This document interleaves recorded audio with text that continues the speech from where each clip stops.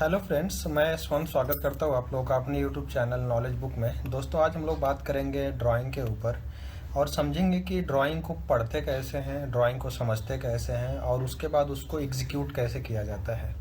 दोस्तों, किसी भी प्रोजेक्ट पे जब आप काम करने जाते हैं तो सबसे ज़्यादा ज़रूरी होता है ड्राइंग को समझना। जब तक आप ड्राइंग को समझ नहीं पाएंगे, ड्राइंग को देख नहीं पाएंगे, तब तक आप किसी भी काम को अच्छे तरीके से एग्जीक्यूट नहीं कर सकते। तो आज हम उसी टॉपिक पे बात करेंगे कि किसी भी ड्राइंग को कैसे समझते हैं, कैसे देखते हैं, पढ़ते कैसे हैं। ठीक है, तो हमारे पास एक ड्राइंग है। ड्राइंग में आप लोग देख रहे हैं कि मॉडल दिया हुआ है, मॉडल के बाद एमईपी दिया हुआ है, एमईपी के बाद एचवीएसी, पीएचई, एफएफटीजी, इलेक्ट्रिकल, आईबीएमएस और बीडब्ल्यू। इसका मतलब ये है कि ये ड्राइंग जो है पूरी तरह से एमईपी बेस्ड है। एमईपी मतलब मैकेनिकल, इलेक्ट्रिकल, प्लम्बिंग में जितने भी इक्विपमेंट यूज हुए हैं और जितने भी आपकी एजेंसी, जितने भी आपके काम होने हैं, चाहे मैकेनिकल से रिलेटेड, इलेक्ट्रिकल से रिलेटेड, प्लम्बिंग से रिलेटेड, वो सारी चीज़ें इसमें दी गई हैं।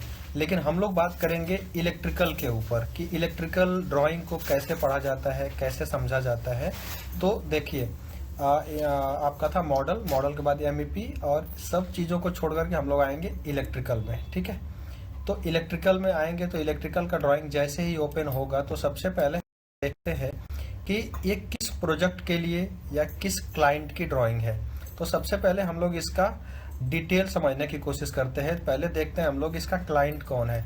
तो क्लाइंट का नाम इधर लिखा हुआ है, आप लोग देख पा रहे हैं। उसके बाद आर्किटेक्ट कौन है जिसने इस ड्राइंग को डिज़ाइन किया हुआ है। उसके बाद वो देखने के बाद देखते हैं कि इसका लाइजनिंग क्या है, मतलब लाइजनिंग के लिए कौन सी एजेंसी है। उसके बाद हम लोग देखते हैं कि इसके पीछे का कंसल्टेंट कौन है। ठीक है, तो इधर कंसल्टेंट की डिटेल्स आपको मिल जाएगी। उसके बाद देखेंगे कि इसका जो प्रोजेक्ट नेम है, ये किस प्रोजेक्ट पे यूटिलाइज होने वाली ड्राइंग है। तो प्रोजेक्ट का डिटेल आपको यहाँ मिल जाएगा।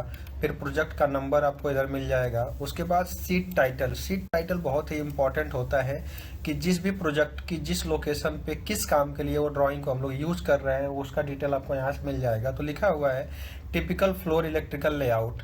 उसके बाद आपको मिलेगा ड्राइंग बिल्डिंग नंबर, बिल्डिंग के बाद सीट नंबर के बाद आपका रिवीजन कौन सा है, R1 है, R0 है, R2 है, वो यहाँ से मिल जाएगा आपको। उसके बाद किस डेट को इशू हुआ है, स्केल क्या यूज़ किया गया, उस ड्राइंग को बनाया कौन है, उसको चेक कौन किया है।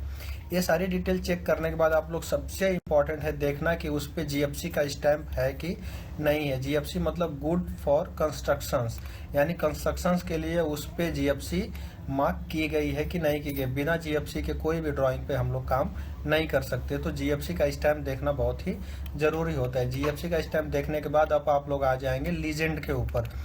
ड्राइंग का सबसे मोस्ट इम्पॉर्टेंट पार्ट होता है लीजेंड। लीजेंड अगर आपने नहीं देखा, लीजेंड को आपने नहीं समझा, तो ड्राइंग में क्या क्या चीज़ें, क्या क्या पैरामीटर्स, क्या क्या सिंबल यूज किया गया, उसके बारे में आप नहीं समझ सकते। तो लीजेंड देखना बहुत ही ज़रूरी होता है। लीजेंड में उन सारे इक्विपमेंट के बारे में जानकारी दी गई होती है जो उस ड्राइंग के अंदर यूज हुए होते हैं। तो आप लोग देख रहे हैं यहाँ पे लीजेंड है, लीजेंड में सिंबल और उसका डिस्क्रिप्शन दिया हुआ है। तो ये आपका ब्रैकेट लाइट का सिंबल है। ठीक है, इधर आपका डिस्क्रिप्शन मिल जाएगा जिसमें लिखा 18 वाट का ब्रैकेट लाइट। सीलिंग लाइट का ये सिंबल है, एग्जॉस्ट फैन का ये सिंबल है, स्विच बोर्ड का सिंबल, एसी का सिंबल मिल जाएगा आपको। उसके बाद आपका डाउन लाइट का सिंबल मिल जाएगा, बेल पुश मिल जाएगा, बेल बजर मिल जाएगा। फिर वॉल माउंटेड ट्यूब लाइट मिल जाएगी जो 36 वाट की है। आपका मिरर लाइट मिल जाएगा जो आपका 20 वाट का है।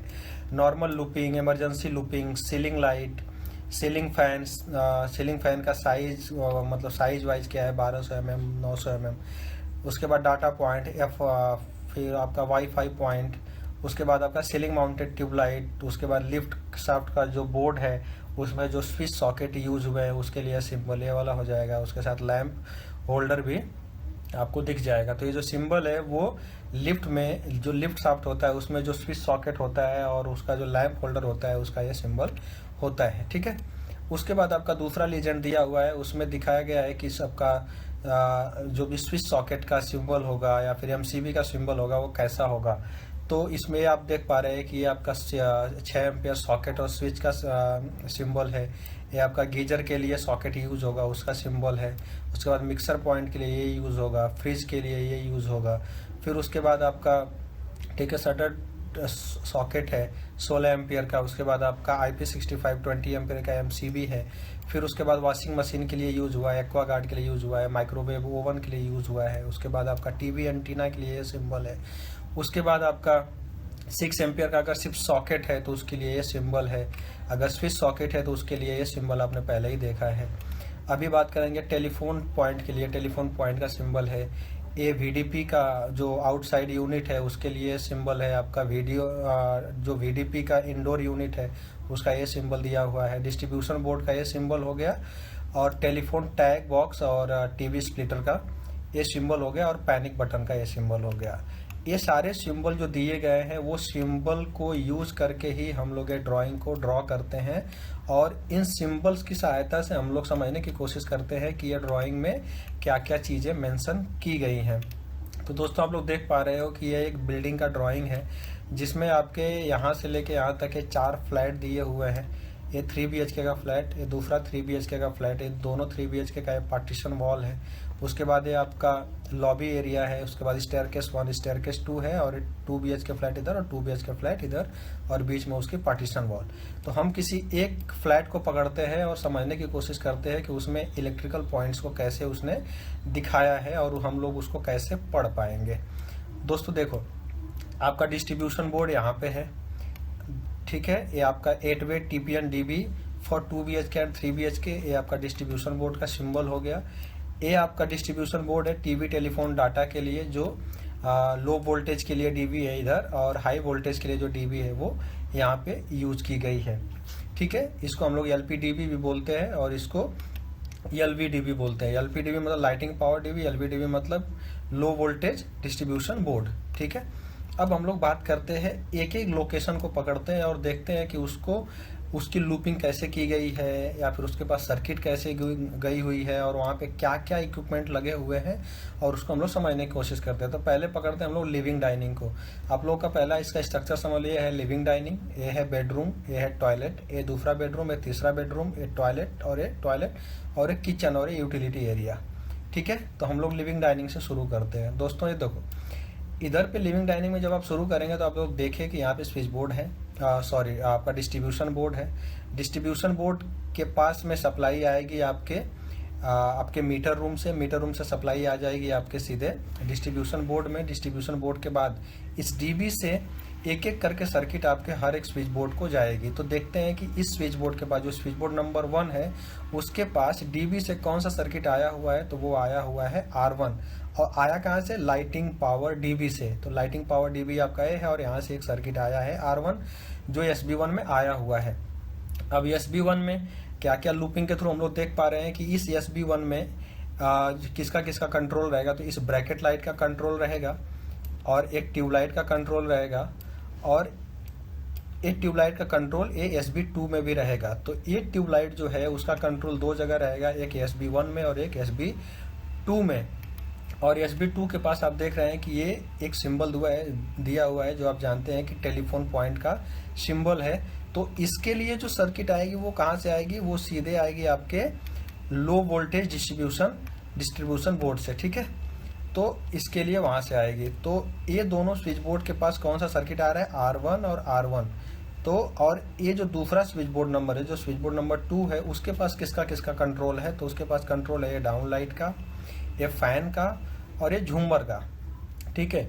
इन तीनों का कंट्रोल प्लस इसका कंट्रोल इसके पास SB2 के पास, और इसके पास किसका कंट्रोल है, तो वो एक ब्रैकेट लाइट का और एक ट्यूब लाइट का कंट्रोल किसके पास है, स्विच बोर्ड नंबर 1 के पास। उसके बाद हम लोग जाते हैं स्विच बोर्ड नंबर 3 के पास। स्विच बोर्ड नंबर 3 के पास जाएंगे तो देखते हैं कि इसके पास कौन सा सर्किट आया है, R2 सर्किट आया, और R2 सर्किट कहाँ से आया है, तो LPDB 1 से आया है। उसके बाद यहाँ पे लिखा है PP1 PP2। PP का मतलब है पावर पॉइंट 1 पावर पॉइंट 2। तो यहाँ पे देखिए ये सिंबल किसका है, स्विच एंड सॉकेट का, एक 6 एम्पियर का स्विच एंड सॉकेट। तो यहाँ पे आपको कितने स्विच एंड सॉकेट दिख रहे हैं, तो 1 2 और 3। तो आपको समझ में आ रहा होगा कि 3 स्विच एंड सॉकेट यहाँ पे लगेंगे। तो एक लग जाएगा SB1 में स्विच एंड सॉकेट, और एक PP1 हो जाएगा, और एक PP2 हो जाएगा। उसके बगल में आपको दिख रहा है ये टीवी एंटीना का सिंबल दिया हुआ है। तो इसके लिए सर्किट कहाँ से आएगी, तो LPDB से आएगी। और यहाँ पे डाटा पॉइंट दिया हुआ है। तो डाटा की भी सर्किट कहाँ से आएगी, तो वो LPDB से आएगी दोस्तों। और अगर इसके बारे में और डिटेल समझना है तो इसके लिए हम लोग देखते हैं switch board schedule. Switch board schedule में एक एक जो भी स्विच बोर्ड होता है उसकी डिटेल्स दी हुई होती है। स्विच बोर्ड शेड्यूल में वो दिखाया होता है कि एक स्विच बोर्ड शेड्यूल है तो उसमें किसका किसका कंट्रोल है, वो मैं आपको अगले वीडियो में दिखाऊंगा। लेकिन इसमें मैं एक छोटा सा आप लोगों को बता देता हूँ कि वो स्विच बोर्ड शेड्यूल होता कैसा है। तो देखिए, ये उसका होता है स्विच बोर्ड शेड्यूल। ये मैं किसी अलग प्रोजेक्ट का एक स्विच बोर्ड शेड्यूल लिया हूँ। जो देखिए, अगर ये SB2 है तो SB2 में दिखाया हुआ है कि एक स्विच जो एंट्रेंस की वॉल लाइट होगी उसका कंट्रोल होगा, एक स्विच वॉल लाइट होगी उसका कंट्रोल होगा, सीलिंग लाइट होगी डाइनिंग एरिया की जो 2 होगी CL1 CL6 CL7 उसका कंट्रोल होगा। उसके बाद सीलिंग लाइट 2 वे होगी CL4 और CL2 इसका भी कंट्रोल होगा। और एक फैन होगा, रेगुलेटर होगा, ठीक है, एक स्विच जो फैन का स्विच होगा और उसका रेगुलेटर होगा। तो SB2 के अंदर इस प्रकार से डिटेल दी हुई होती है। और वो हाइट कितनी होगी उस स्विच बोर्ड शेड्यूल की, तो 1350, ठीक है। उसके बाद उसका मॉडुलर क्या लगेगा, तो 8 मॉडुलर लगेगा। और उस जो 8 मॉडुलर है उसका साइज क्या होगा, तो वो इधर आपको मिल जाएगा। तो स्विच बोर्ड शेड्यूल में आपको बहुत सारी इन्फॉर्मेशन मिल जाती है जो आपके लूपिंग ड्राइंग में नहीं रहती है। लूपिंग ड्राइंग में सिर्फ आपको इतना देखने को मिलता है कि उसकी सर्किट कहाँ से आ रही है और उसकी सर्किट जा कहाँ पे रही है और किसके लिए हम लोग उसको यूज कर रहे हैं, ठीक है। और स्विच बोर्ड शेड्यूल में बाकी आपको जानकारियां मिल जाती है। तो उस पर एक सेपरेट वीडियो बनाऊंगा जो आप लोगों को समझ में आएगा। अब हम लोग बात करते हैं स्विच बोर्ड नंबर 4 की।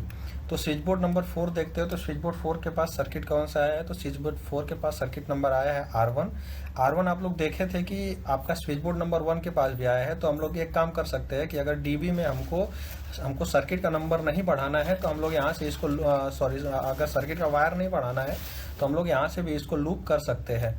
और स्विच बोर्ड नंबर 4 के पास कंट्रोल किसका किसका है, तो ये ट्यूबलाइट का, ये फैन का, और इधर पे जो पैसेज में डाउन लाइट यूज हुई है उसका भी कंट्रोल आपके स्विच बोर्ड 4 के पास है। और उसका जो 2 वे कंट्रोल है वो किसके पास है, स्विच बोर्ड नंबर 5 के पास। तो स्विच बोर्ड नंबर 5 के पास और क्या है, एक तो 2 वे का कंट्रोल इन तीनों लाइटों का, और दूसरा एक पावर पॉइंट दिया हुआ है। और उसके जस्ट बगल में आपका वाईफाई पॉइंट है और बेल बजर का पॉइंट है, ठीक है। और वाईफाई को किससे सप्लाई आएगी, तो ये LPDB से सप्लाई आएगी। और बेल बजर के पास सप्लाई जो आएगी वो कहाँ से आएगी, ये यहाँ से आएगी। जो आपका एंट्री होता है, एंट्री पे बेल पॉइंट लगा होता है, वहाँ से इसको लूप करके पावर जो भी LPDB होगी उसको देने के बाद जो लाइटिंग पावर DB उसको देंगे और यहाँ पे उसका सप्लाई लेके आएंगे, उसकी सर्किट लेके आएंगे। अब बात करते हैं हम लोग किचन में जाते हैं तो देखते हैं हम लोग SB6 है। SB6 के पास सर्किट कौन सा यूज हुआ है, तो देख रहे हैं आप लोग B6 यूज हुआ है। तो B6 नंबर की सर्किट जो है वो DB से आएगी SB6 के पास, ठीक है। और SB6 के पास कंट्रोल किसका किसका है, तो आपका ट्यूबलाइट का है, फैन का है, इधर ब्रैकेट लाइट का कंट्रोल है, इधर डाउन लाइट का कंट्रोल है, और एग्जॉस्ट फैन का भी कंट्रोल आपको कहाँ पे दिया हुआ है, SB6 में दिया हुआ है। उसके बाद दूसरा देखते हैं, ये जो आपका SB7 है, SB7 में क्या क्या है, आपका PP7 7B, और इसके पास सर्किट कौन सा आया है, तो R6। जो आपका SB7 PP7A PP7B को कौन सी सर्किट चलाएगी, वो R6 चलाएगी। उसके बाद आप लोग देख पा रहे हैं कि PP6 और PP5 उसके पास सर्किट कौन सा आया है, तो वो है Y6 कहाँ से आ रहा है, LPDB1। LPDB का मैं आपको फुल फॉर्म बताता हूँ, लाइटिंग पावर डिस्ट्रीब्यूशन बोर्ड, ठीक है। तो लाइटिंग पावर डिस्ट्रीब्यूशन बोर्ड से आएगा Y6, और Y6 किसको चलाएगा, PP5 और PP6 को। आप लोग इसका सिंबल देख के भी पता लगा सकते हैं कि ये जो सॉकेट है वो किसके लिए यूज हुआ है। तो आप लोगों ने देखा था कि ये सॉकेट यूज हुआ था फ्रिज के लिए, ठीक है। देखो, ये फ्रिज के लिए हम लोग यूज कर रहे हैं। अब आगे बढ़ते अब चलते हैं इसके यूटिलिटी एरिया में। यूटिलिटी एरिया से पहले हम लोग PP8 को देख लेते हैं। PP8 के पास कौन सी सर्किट आ रही है, B5 आ रही है, और ये है एक्वा गार्ड का पॉइंट। ये सारी चीज़ें मुझे इसलिए पता है क्योंकि मैंने स्विच बोर्ड शेड्यूल को देखा हुआ है। आपको भी अगर ये सारी डिटेल अगर आपको डिटेल में समझनी रहेगी तो आपको स्विच बोर्ड शेड्यूल इसके साथ में रखना पड़ेगा और देखना पड़ेगा कि ये जो लूपिंग है और PP8 PP9 PP10 अगर ये दिया गया है तो ये किसके लिए यूज हुआ है। इसमें सिर्फ आप सिंबल को देख करके पता लगा सकते हैं कि ये सिंबल किसका है और ये किसके लिए। अभी देखो, ये जो PP10 है, PP10 का सिंबल इस प्रकार का है। तो PP10 का सिंबल आप लोग देखेंगे, ये जो वॉशिंग मशीन का सिंबल है, इस सॉकेट, ये जो स्विच सॉकेट है वो 16 एम्पियर का है और वो वॉशिंग मशीन के लिए यूज हुआ है। तो सिंबल को देख के भी आप लोग पता लगा सकते हैं, लेकिन आप लोगों को ज़्यादा डिटेल आपको समझनी है कि ये स्विच बोर्ड का साइज़ क्या है, स्विच बोर्ड की हाइट क्या है, इधर मॉड्यूलर बॉक्स कौन सा है, तो उसके लिए आपको स्विच बोर्ड शेड्यूल रखना पड़ेगा साथ में, ठीक है। तो ये जो PP10 है इसके लिए सप्लाई कौन सी आई है, B7 की सर्किट आई है, ठीक है। उसके बाद हम लोग चलते हैं टॉयलेट एरिया में। टॉयलेट एरिया को देखेंगे तो टॉयलेट एरिया में आपका स्विच बोर्ड नंबर 11 है, उसके पास कंट्रोल किसका किसका है, तो एक तो PP15 का है, डाउन लाइट का है, उसके बाद PP13 का है और ये ब्रैकेट लाइट का है। तो इन सब का कंट्रोल किसके पास है, तो है SB11 के पास, ठीक है। लेकिन आप ये छोटा सा एक पॉइंट देख रहे हैं, PP14 का कंट्रोल किसके पास है, Y2 के पास है, ठीक है। सॉरी, ये जो PP14 है उसके लिए सर्किट कौन सा आया है, Y2 आया है। और आप लोग ये इसको देख करके अगर समझना चाहते हैं कि ये किसका सिंबल है, तो ये गीजर पॉइंट का सिंबल है। आप लोगों ने इधर देखा था, देखो यहाँ पे लगेगा आपका 20 एम्पियर का IP65 MCB यूज होगा और सॉकेट भी आपका 20 एम्पियर के ऊपर का यूज होगा गीजर के लिए, ठीक है। अब हम लोग आते हैं बेडरूम के अंदर। अब बेडरूम में देखेंगे तो ए बेडरूम का स्विच बोर्ड नंबर 12 है, उसके पास सर्किट कौन सा आ रहा है, तो B1। इसके पास कंट्रोल किसका किसका है, तो फैन का है, डाउन लाइट का है, इस डाउन लाइट का है।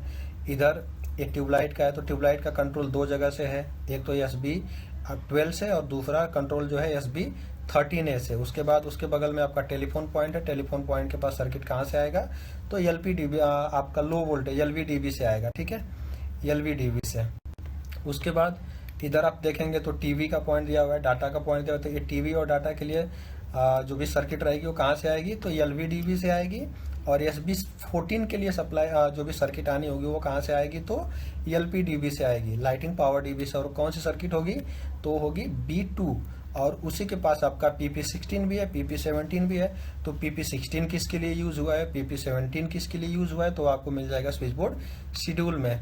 तो कुछ इस प्रकार से हम लोग इसको आइडेंटिफाई कर सकते हैं, इसको पढ़ सकते हैं, देख सकते हैं कि इसको ड्राइंग को कैसे कैसे ड्रॉ किया गया है और इसमें कौन कौन से पॉइंट को डाले गए हैं। ये पॉइंट आपका हम लोग जानते हैं कि इंडोर VDP का है। उसके बाद इंडोर VDP यहाँ पे पॉइंट रहेगा और आउटडोर जो रहेगा वो आपका यहाँ पे गेट पे रहेगा, ठीक है। उसके बाद ये किसका पॉइंट है, तो ये आपको पता है स्विच सॉकेट और लैंप का है जो लिफ्ट शाफ्ट में लगेगा। तो इधर लिफ्ट शाफ्ट है और इधर पे ये पावर पॉइंट और उसका जो लैंप है उसको यूज किया जाएगा। उसके बाद आप यहाँ पे देख रहे हैं छोटा सा पॉइंट दिया हुआ है, ये किसका सिंबल है, तो ये था AC पॉइंट का सिंबल। तो AC पॉइंट यहाँ पे 2 AC के आउटडोर यूनिट लगेंगे, जिसको कौन कौन सी सर्किट आएगी, एक तो R3 आएगी और एक R5 आएगी। और उसके लिए 20 एम्पियर का MCB यूज किया जाएगा, ठीक है। और दो आउटडोर यूनिट कहाँ पे लगेंगे, AC के, तो यहाँ पे लगेंगे। उसके लिए कौन कौन सी सर्किट आएगी, R4 और R3 आएगी। तो इस प्रकार से इस जो 3 BHK है इसके पूरे जो इलेक्ट्रिकल लेआउट है उसको हम लोग लीजेंड के माध्यम से, लीजेंड से हम लोग सिंबल को पढ़ करके, देख करके इसको हम लोग ये ड्राइंग को पढ़ सकते हैं, समझ सकते हैं और इसमें जो भी पैरामीटर्स है उसको आइडेंटिफाई कर सकते हैं और इसके हिसाब से अपने वर्क को एग्जीक्यूट करा सकते हैं। अब ये तो लूपिंग लेआउट है। जब भी हम लोग कहीं साइट पे काम कराने जाते हैं तो लूपिंग लेआउट के साथ साथ लूपिंग लेआउट को देखने के बाद हम लोग कंड्यूटिंग लेआउट बनाते हैं। तो कंड्यूटिंग लेआउट कुछ इस प्रकार से बनाते हैं। अभी देखिए आपका लूपिंग लेआउट है और ये आपका कंड्यूटिंग लेआउट है, ठीक है। कंड्यूटिंग लेआउट से हमको ये पता चलता है कि हम लोग कंड्यूट कैसे कैसे वहाँ पे डिस्ट्रीब्यूट करेंगे कि हम हर एक पॉइंट के पास इजीली पहुँच सकें। तो देखिए, एक तो आप यहाँ पे R1 सर्किट था जो लिखा हुआ है, यहाँ भी R1 सर्किट था और यहाँ भी R1 सर्किट था। तो आप देख रहे हैं कि DB से एक ही जगह R1 लेके आया गया है, एक ही पाइप लेके आए और इस पाइप को कैसे डिस्ट्रीब्यूट किए, एक तो फैन पॉइंट को लेके चले गए, फैन पॉइंट के बाद ये ट्यूबलाइट को लेके चले गए, ट्यूबलाइट के पास ये बाहर का जो स्विच बोर्ड नंबर है जहाँ पे VDP और बेल पुश लगा हुआ है वहाँ पे लेके चले गए। उसके बाद ये फैन से ही हम लोगों ने क्या किया, ये जो आपका SB नंबर 5 है उसको भी लूप कर दिया, जिससे ये जो आपके पैसेज में लगी हुई लाइटें हैं उसको भी सप्लाई पहुंच जाएगी। यहाँ से देखिए इसका लूपिंग भी डाला हुआ है हम लोगों ने, उसके बाद सबको लूप किया गया है। उसके बाद उसी स्विच बोर्ड नंबर से झूमर के पास एक कंड्यूट लेके आए, एक कंड्यूट लेके चले गए SB1 को, और SB1 से कंड्यूट लेके चले गए ब्रैकेट लाइट को, और इसी झूमर के पास से दूसरे फैन को लूप किया, दूसरे फैन से इस ये जो ट्यूबलाइट है उसको लूप किया।